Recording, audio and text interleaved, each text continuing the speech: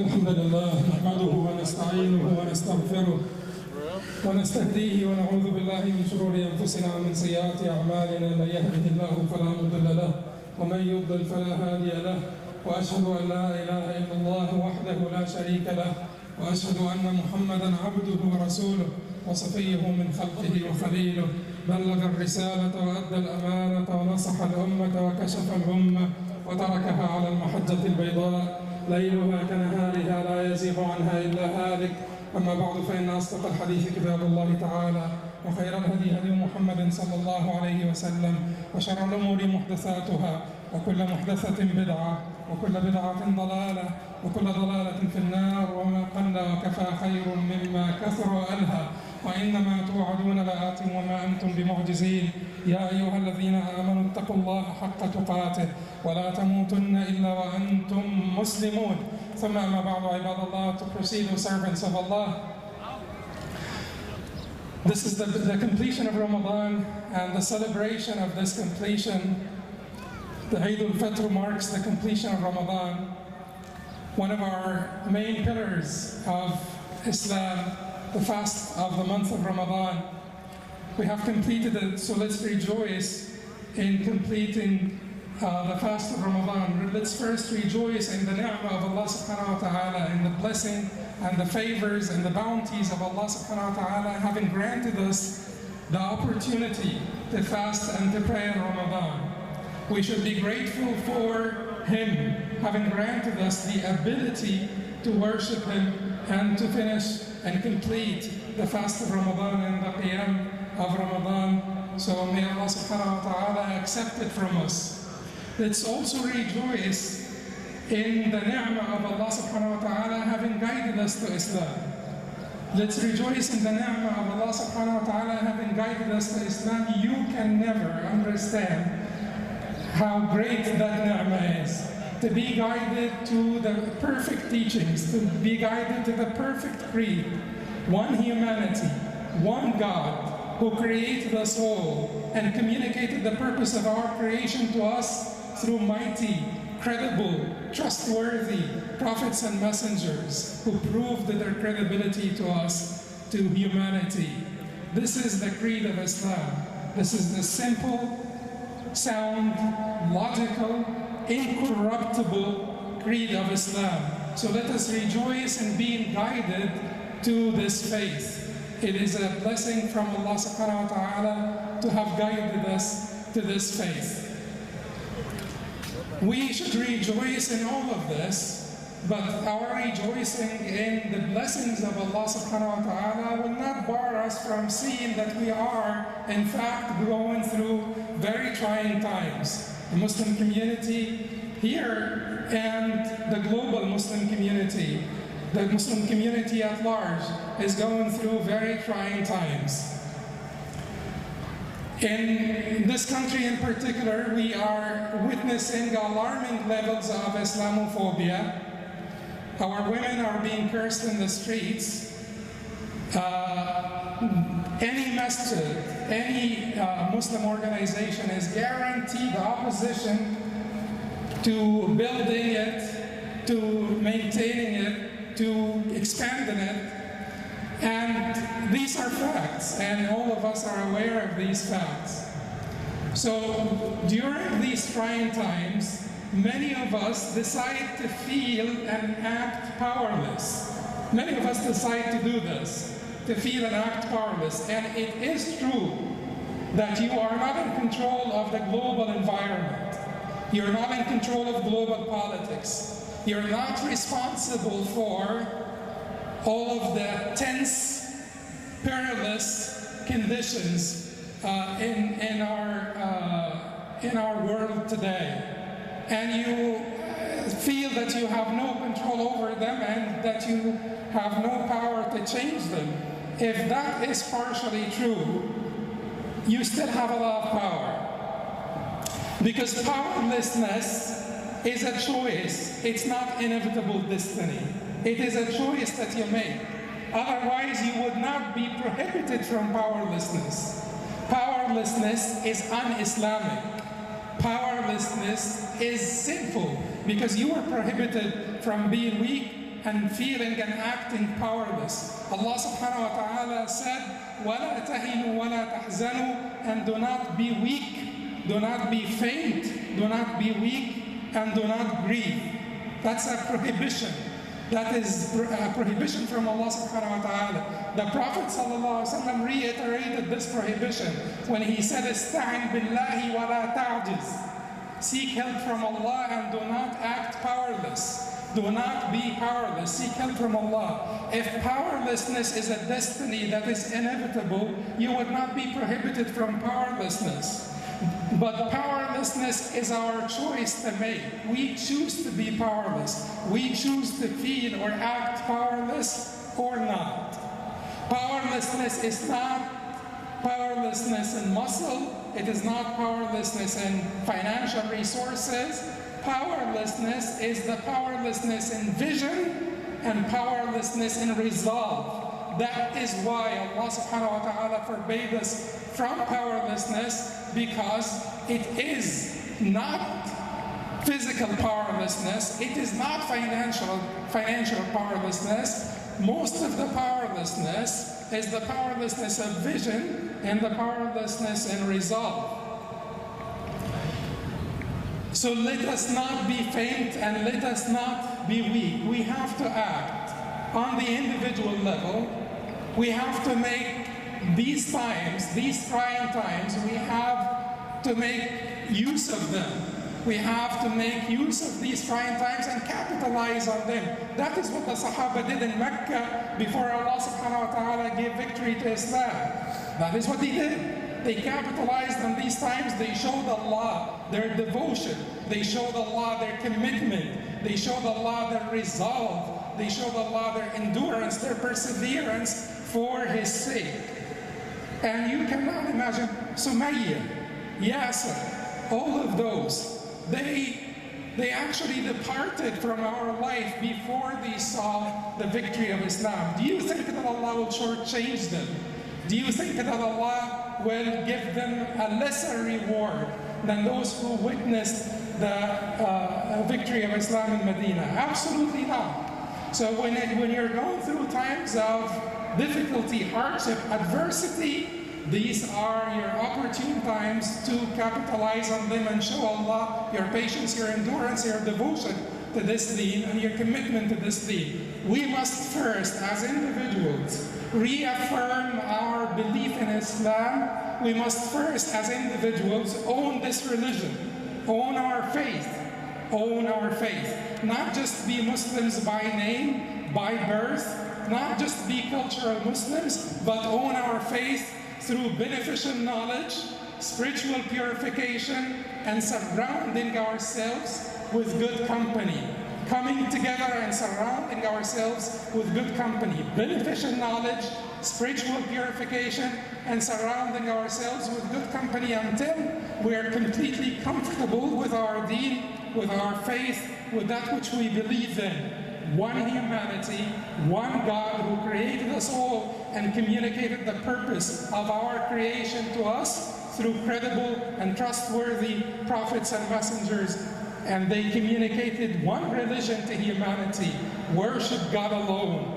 Worship God alone and associate no partners with Him. So until we're completely comfortable, we should be seeking to reaffirm our faith until we're completely comfortable. The joy, the peace of mind, the inner happiness that people experience when they reach a level of certainty in their faith and they know for sure that they are on the right path is matchless, So let us own our faith. That is the first thing that we need to do. The second thing that we need to do is basically to start acting, because we're not powerless. There is so much that we can do as Muslims. If you just examine the concept of ihsan, and we are all aware of the concept of ihsan. Ihsan is a concept that we as Muslims are aware of. Ihsan is about perfection and about kindness. Don't we learn this? Don't our teachers tell us when they teach us the hadith of Jibreel, where he came and asked the Prophet ﷺ about Islam, Iman, and Ihsan? Don't our teachers tell us that ihsan is about perfection and kindness? If we leave every Muslim and non-Muslim after each and every encounter we have with someone who's Muslim or non-Muslim, Muslim or non-Muslim, if we just leave them with this impression that this Muslim woman or man is competent and compassionate, every encounter you have, if you make sure, if you work hard, so that every encounter you have with a Muslim or a non-Muslim, you leave them just with this impression: this Muslim man or woman is competent and compassionate. If that is all you can do, and you can do much more than this, but if that is all you can do, that is plenty. That is plenty. As a community, there is much that is required of us and that is asked of us and that we are capable of as a community.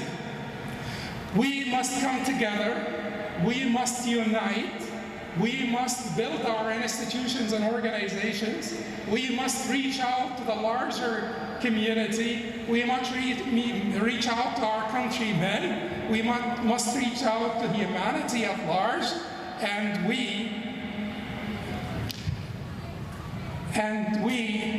must bring this message, make people aware and informed of who we are and what Islam is all about.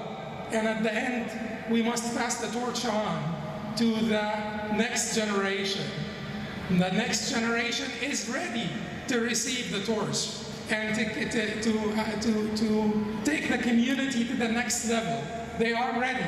And if we do not do it now and transmit the torch and pass the torch on to the next generation, those who are called American-born and American-grown, we will have interruption between the generations. If we don't pass the torch on and then continue to support them with good counsel and continue to support them and see them blossom under our own eyes and under our own supervision, then we will have a perilous and dangerous interruption between the generations. We must unite, but our unity does not mean, whenever we talk about unity, people think that we're talking about forgiving all the differences and melting everybody into this pot so that there are no differences and so that we are copies of each other and so that we forget completely about advising one another, about exhorting one another to goodness, about forbidding the evil, about commanding the good, and that is not what unity about. Unity is not about this. We can always communicate our positions assertively.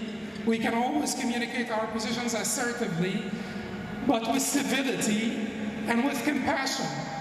We are not asked to ever tolerate deviation, but we're asked to be merciful and compassionate towards those who may trip and fall into heedlessness or disobedience. We must remind ourselves that their exterior sins may be much smaller than our interior sins. We must remind ourselves that the shaitan, Satan, was expelled from the mercy of Allah after a career of commitment to worship because of the arrogance and pride he had inside. We must remind ourselves that it is our Prophet that taught us that a prostitute was forgiven because she gave water to a dog to quench his thirst. So a career of sinfulness was wiped away completely, was erased because of a single act of compassion towards a dog. And if we act with this spirit, with this understanding, then our commanding of good and forbidding of evil will prove to be fruitful and will not result in disunity, disharmony, or dissension in our community. We must unite and we must start to build our organizations. When are Muslims going to start think tanks, research institutes? When are Muslims going to build hospitals, senior homes, shelters, and so on and so forth? If we're just struggling to build our masajid and to maintain our masajid in a way that is appropriate of how a masjid should be in the 21st century. If we are struggling just to build the prayer hall and to maintain the prayer hall, let alone all the utilities that should be attached to the masjid, let alone the gymnasium, let alone the lounging areas, let alone all of this, if we're struggling because we're not as generous as we should be. We are the spiritual descendants of the most generous of all of humanity. He was more generous, sallallahu alayhi wa sallam, min al-khayri bil-rih al-mursal, min al-rih. He was more generous, min al-rih al-mursalati bil-khayr. He was more generous than the good wind bringing on rain. So that was our messenger, sallallahu alayhi wa sallam. How are we following his example? How are we following his example? We are failing to support our institutions, and without building strong institutions, without building strong organizations, we would not be able to survive. This is not a time where people can survive on their own. This is a time when we come together and build organizations and institutions that will help the future generations, and that will help refute all of the misconceptions about Islam. Where are our research institutes that are answering to the misconceptions that are hailed on us from the left and the right? That we don't have them because we're just struggling to build masajid. We as Muslims should start to strengthen the bond between us. When will we be doing this? If these trying times will not make us strengthen the bond between us, will not make us compassionate towards one another, when are we going to ever do it?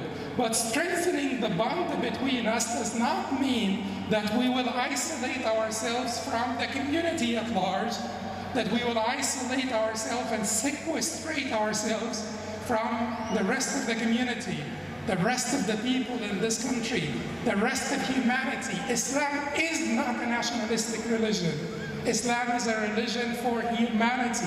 وَمَا أَرْسَلْنَاكَ إِلَّا رَحْمَةً لِلْعَالَمِينَ وَمَا أَرْسَلْنَاكَ إِلَّا رَحْمَةً لِلْعَالَمِينَ. And mercy for the worlds, a mercy for humanity and beyond humanity as well.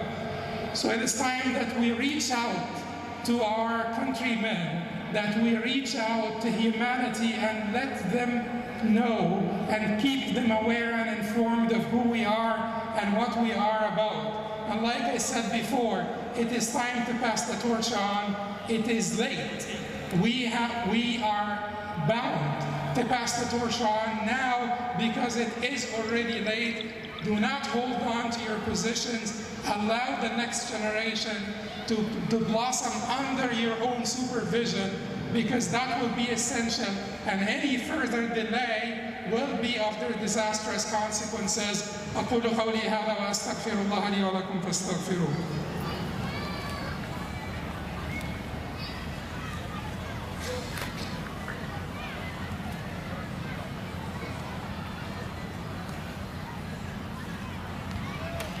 Alhamdulillah wa kafa wa salamun wa salatun ala ibadihi alladhina istafa. It was the sunnah of the Prophet sallallahu alayhi wa sallam in big gatherings of this nature to remind the men of their duty towards their wives and towards their households, and also to exhort the women concerning their duty towards their husbands and towards their households. So we must honor the way of the Prophet ﷺ and the Sunnah of the Prophet ﷺ, and let us be reminded as men that the true test, the litmus paper test of our piety is not how much we smile, to people at work, is not how much we smile to people in the street, but it is how good you are to your household, how good you are to your wives. That's what the Prophet ﷺ said when he said, "Khayrukum khayrukum li ahlihi." The best of you are the best of you to their families. Let us also remind our sisters that Allah subhanahu wa ta'ala created this institution, made this institution of marriage for sakina, which is peace and comfort for both the spouses. And much of it is in their hands. Much of it, sisters, is in your hands.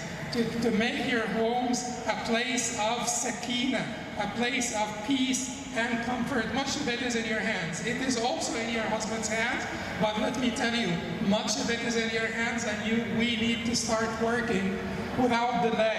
We should stop the power struggle inside the family.